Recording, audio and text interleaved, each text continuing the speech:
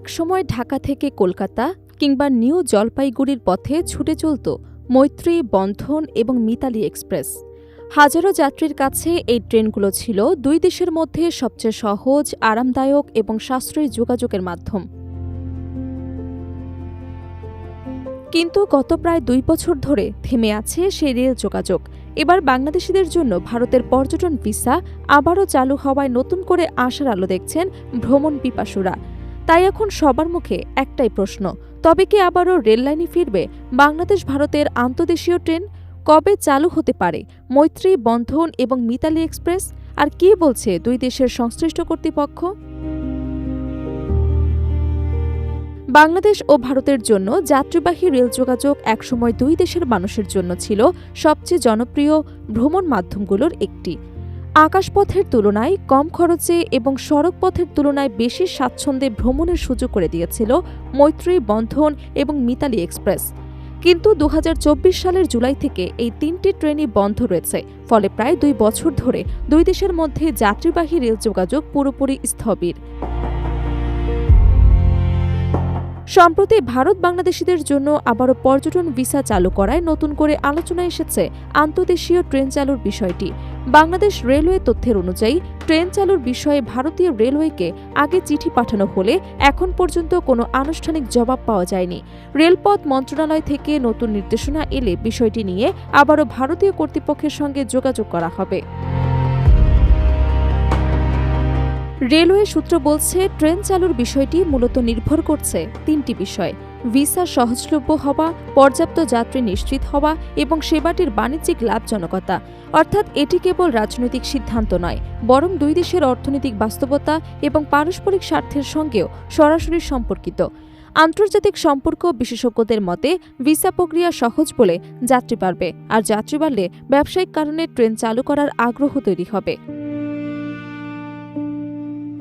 বাংলাদেশ ও ভারতের মধ্যে আন্তর্জাতিক যাত্রীবাহী ট্রেন চলাচলের ইতিহাসও বেশ সমৃদ্ধ। 2018 সালের 14 এপ্রিল চালু হয় মৈত্রী এক্সপ্রেস, যা ঢাকা ক্যান্টনমেন্ট থেকে কলকাতার মধ্যে চলাচল শুরু করে। এরপর 2017 সালে চালু হয় খুলনা কলকাতা রুটের বন্ধন এক্সপ্রেস। আর 2021 সালে উদ্বোধনের পর 2022 সালে বাণিজ্যিকভাবে যাত্রা শুরু করে মিতালি এক্সপ্রেস, যা ঢাকা থেকে ভারতের নিউ জলপাইগুড়ি পর্যন্ত চলাচল করত। এই 3টি ট্রেন পর্যটন, চিকিৎসা, শিক্ষা এবং ব্যবসায়িক যাতায়াতে নতুন সম্ভাবনার দ্বার খুলে দিয়েছিল।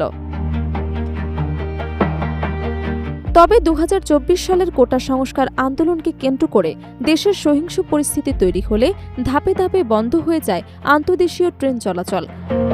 16 জুলাই মৈত্রী এক্সপ্রেস, 17 জুলাই বন্ধন এক্সপ্রেস, 18 জুলাই মিতালি এক্সপ্রেসের চলাচল স্থগিত করা হয়। পরিস্থিতি স্বাভাবিক হবার পরও ট্রেনগুলো আর চালু হয়নি। এ সময় বাংলাদেশে থাকা ভারতীয় রেলওয়ের কোচ এবং ওয়াগানও ভারতে ফিরিয়ে নেওয়া হয়। রেলওয়ের একাধিক সূত্র জানিয়েছে, দুই দেশের মধ্যে ট্রেন চালু নিয়ে আবারও আলোচনা হতে পারে। এমনকি ভবিষ্যতে মৈত্রী এক্সপ্রেসকে আগের রুটের পরিবর্তে পদ্মা সেতু হয়ে পরিচালনার সম্ভাবনাও বিবেচনা করা হচ্ছে। তবে এই বিষয়ে এখনো চূড়ান্ত কোনো সিদ্ধান্ত নেওয়া হয়নি।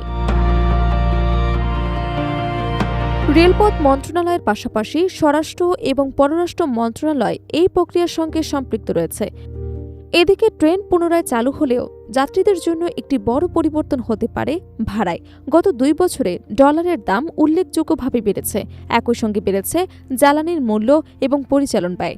ফলে নতুন করে ট্রেন চালু হলে ভাড়া পুনর্নির্ধারণের সম্ভাবনা রয়েছে বলে জানিয়েছে সংশ্লিষ্ট সূত্র। আগের ভাড়াও একাধিকবার বাড়ানো হয়েছিল, তাই এবারও নতুন সমন্বয় হতে পারে।